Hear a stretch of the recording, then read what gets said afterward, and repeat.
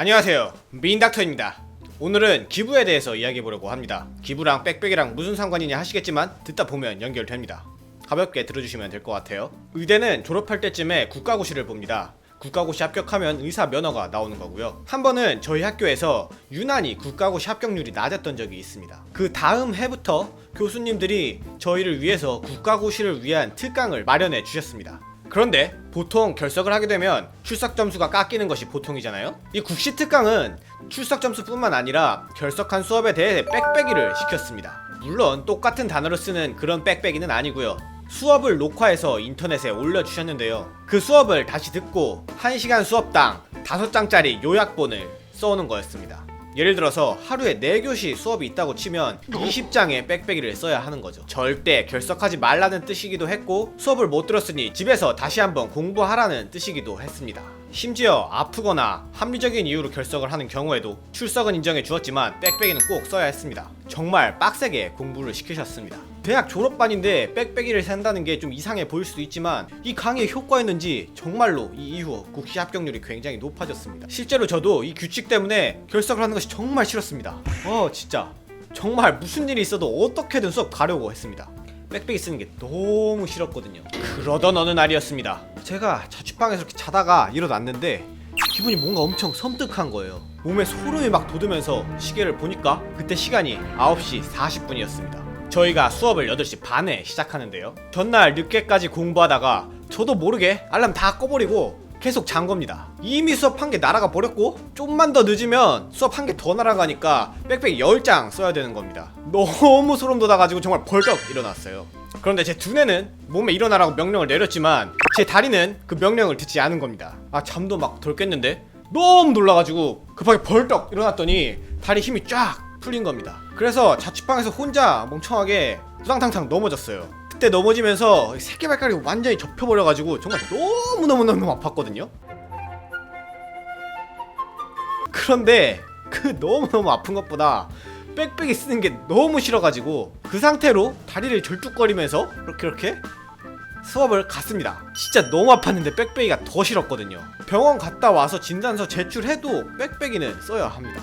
그러고 나서 이제 4교시까지 수업 다 듣고 아무래도 좀 너무 아픈 것 같아서 정형외과에 한번 가봤어요. 가서 엑스레이를 찍었는데 새끼발가락 뼈가 완전히 골절되어 있었습니다. 집에서 혼자 일어나다가 자빠졌는데 골절된 것도 황당하고 그 골절까지 됐는데 빽빽이 쓰기 싫다고 학교까지 가서 4교시 다 듣고 병원에 간 것도 웃깁니다. 이게 그 당시에 찍어놓은 사진인데 여기 이 부분이 골절된 부분입니다. 덕분에 다리에 깁스를 하고 목발 짚고 다니는 신세가 되었습니다. 한 2-3달 정도 그렇게 살았어요. 저는 원래 밖에 돌아다니는 걸 굉장히 좋아하는데 목발 때문에 강제로 집돌이가 되었습니다. 목발 짚고 다니니까 문 여는 것도 정말 힘들고 돌아다니는 게 너무 힘들더라고요. 그래서 집에 있는데 또 국시가 얼마 안 남았으니까 집에서 뭐 핸드폰 하면서 맘대로 놀지도 못합니다. 공부해야 되니까요. 그래서 정말 너무너무 우울했어요. 거의 우울증 오는 줄 알았는데 제가 집에서 절대 혼자서 술을 마시지 않는데 그 당시에는 자기 전에 꼭 편의점에 맥주 4캔에 10,000원 하는 거 사가지고 매일매일 술을 마셨습니다. 민닥. 그때 세상이 장애인들한테 이렇게 불친절하다는 것을 정말 그제서야 깨달았습니다. 세상의 구조가 비장애인들을 기준으로 짜여있다는 것을 정말 뼈저리게 느꼈어요. 밖에 나가는 것도 정말 너무 힘들고 뭐 하나 하려고 하면 다 정말 너무 고난의 연속이었습니다. 저는 기껏해야 2-3달 그 목발 짚고 다닌 것인데도 그렇게 힘든데 평생 장애인으로 사시는 분들은 정말 훨씬 더 힘들 거였죠.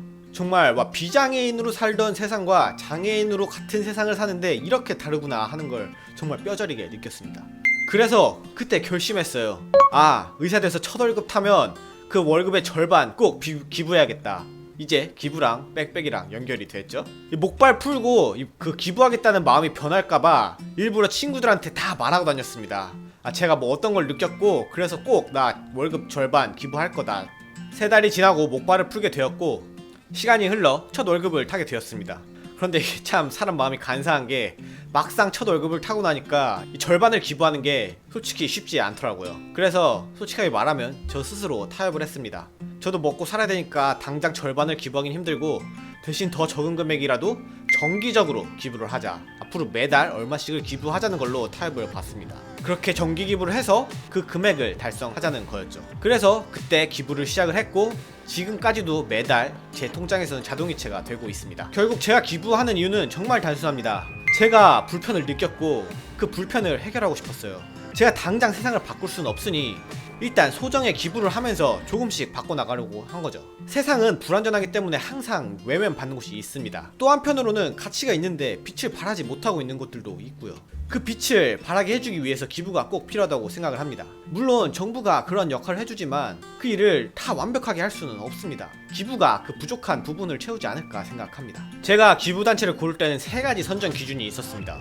첫째, 장애인 관련 단체일 것. 왜냐면 제가 뼈저리게 느낀 부분이고 제가 그래서 기쁜 마음으로 꾸준히 계속해서 기부할 수 있을 거라고 생각했기 때문입니다. 둘째, 지속 가능성입니다. 이게 무슨 말이냐면 저는 장애인분들의 자립활동에 힘쓰는 단체를 찾고 싶었습니다. 물론 장애인분들에게 의식주를 제공하고 금전적인 지원을 하는 것도 굉장히 좋은 일입니다. 하지만 그런 지원은 오히려 장애인분들이 그런 기부에 의존적으로 만들 수 있는 부분도 있습니다. 그래서 장애인분들이 자립해서 살아갈 수 있도록 숨겨진 빛을 발휘할 수 있도록 하는 것이 중요하다고 생각했습니다. 그래야 지속 가능한 도움이 되는 거죠.